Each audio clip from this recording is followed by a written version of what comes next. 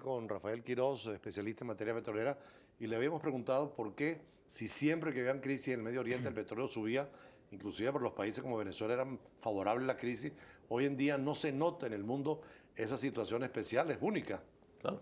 La verdad es que las razones de tipo geopolítico, siempre, aun cuando son variables coyunturales, siempre han sido determinantes en el precio del petróleo. ¿Por qué? Porque cualquier elemento, cualquier factor o sector que esté trastocado por la geopolítica, cobra en el precio del petróleo, en la formación del precio del petróleo, cobra una prima en el precio hacia el alza.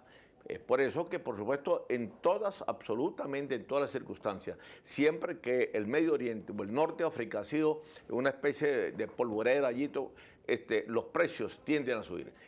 Mucha gente se pregunta, ¿por qué teniendo en estos momentos 7 casos, 6, 7 casos, unos más fuertes que otros, la guerra civil en Ucrania. el problema Rusia, Ucrania, Crimea, la guerra civil en Siria, el problema Libia, el problema mismo de la inestabilidad en Egipto, los problemas internos de Nigeria, bueno, toda una zona de conflicto, bueno, el acercamiento, por así decirlo, y el bloqueo a Irán, el problema con Irak, el problema de ISIS en la parte norte de Irak y en la parte de Siria, Irak.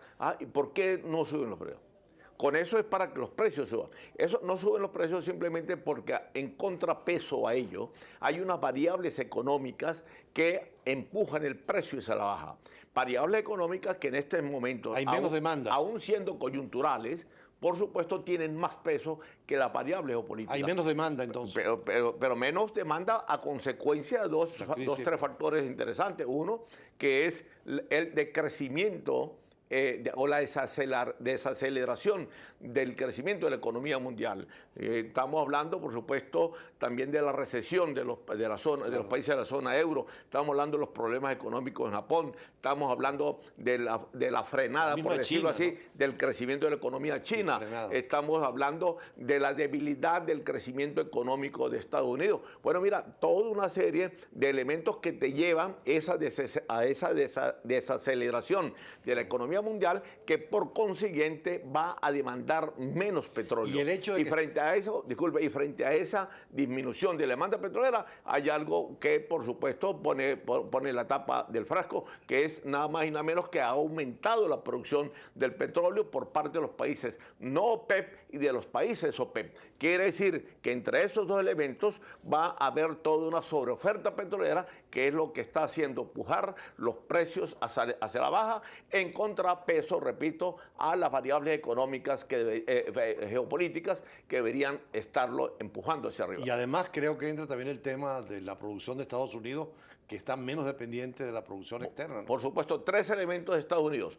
Uno, que ha disminuido el consumo energético y petrolero. Segundo, que ha aumentado la producción vía lutitas. En 4,5 millones de barriles en 5 años. Eso estamos hablando del fracking, así es, mediante el sistema fracking. Y tercero, el fortalecimiento del dólar frente a toda una canasta de monedas fuertes. Esos 3 elementos los aporta Estados Unidos, que es el primer país, como sabemos todos, productor de petróleo en estos momentos, pero aparte de eso, claro, la capital, por así decirlo, mundial de la economía y una potencia en la parte militar, etcétera. Bueno, entonces eso por supuesto ha llevado a que los precios del petróleo, por esos elementos, factores, variables coyunturales, pero de tipo económico, empujan los precios hacia la baja y tienen más peso, más ponderación que aquellas variables geopolíticas que nosotros ya hemos enunciado, y que en situaciones normales y en condiciones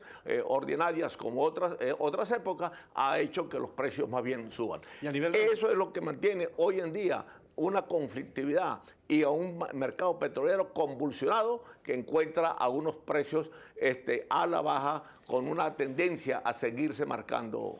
Ahora, siendo Venezuela un país petrolero, los países petroleros tienen que tener un nuevo diagnóstico, una nueva economía. ¿Qué hacer en Venezuela con esta disminución de los precios que parece que por ahora siguen bajando? Bueno, mira, la baja, yo diría que la baja de los precios del petróleo, o el signo del petróleo, siempre nos ha servido a los venezolanos como una especie de discernimiento de la economía pública por parte del Estado. nos ha llevado a nosotros a examinarnos para adentro qué estamos haciendo en lo económico. Cómo Venezuela, en vez de independizarse, en vez de emanciparse de la dependencia del petróleo, lo que hacemos es aferrarnos más. Somos cada día un Estado mucho más omnipotente, mucho más arrogante, un Estado mucho más potente en términos financieros, porque es el Estado propietario de la industria petrolera. Pero, repito, aparte de eso, no hemos podido desarrollar o no hemos querido desarrollar otras fuentes y otros sectores de economía, porque hemos impuesto la estructura de la economía petrolera por encima de las estructuras del resto de todos los otros sectores de la economía nacional. Por eso decía el experto anterior en comercio, la importancia de tener otras fuentes de comercio, otras exportaciones, favorecer la industria nacional y además aprovechar el dinero del petróleo de vacas gordas para estos tiempos de vacas. Por supuesto, difíciles. Y de diversificarnos en ese sentido. Eso, lo que planteó el economista Alberto Adriani en la década del 30, precisamente, la diversificación de la economía, aprovechando, por supuesto, esos ingresos petroleros, como lo han hecho muchos países. Claro. Yo pongo como ejemplo primero Noruega, sobre todo, pues, que tiene una especie de fondo. Para futuras generaciones. Para futuras, y sobrepasa ahorita los 800.000 millones, claro. Esos fondos petroleros. De todo lo que le ingresa a Noruega, solamente gasta el 10% en su presupuesto ordinario. Kuwaití inicial también del petróleo para futuras generaciones. Así es, así es. Bueno, cuando lleguen tal vez ustedes al gobierno en alguna oportunidad, los nuevos expertos petroleros podrán aplicar este tipo de métodos nuevos. Sí, cuando lleguen los expertos petroleros y lleguemos los analistas petroleros también. Sobre todo eso, que sepan de la materia petrolera. Claro. Vamos a un corte agradeciendo a Rafael Quiroz.